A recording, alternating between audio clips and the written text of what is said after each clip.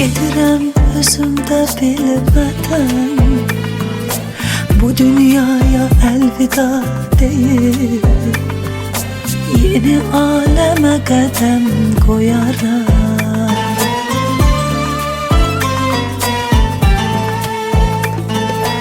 Gedirəm qardaşdan ayrılıb, nişanlımı gözü yaşlı qoyub, gedirəm anamı ağlar koyaram.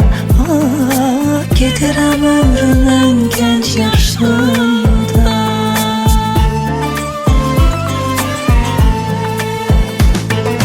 Hər dərdinə dərman olmaq istədim, İndi axan göz yaşına mayana.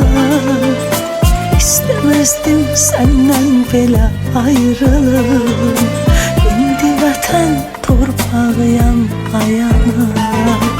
Hər dərdinə dərman olmaq istədim, İndi axan göz yaşından ayana. İstəməzdim səndən belə ayrılım, İndi vətən torpağıyam ayana.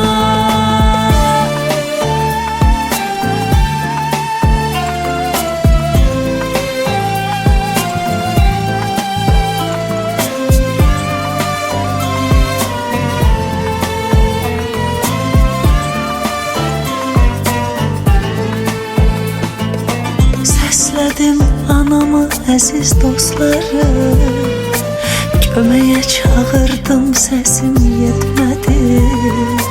Heç kim eşitmədi, duymadı məni. Gedirəm ömrümün gənc yaşında.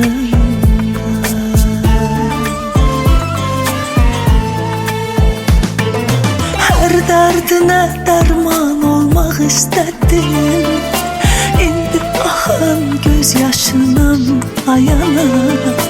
İstəməzdim səndən belə ayrılım, İndi vətən torpağıyam ayana. Hər dərdinə dərman olmaq istədim, İndi axan göz yaşından ayana. İstəməzdim səndən belə ayrılım,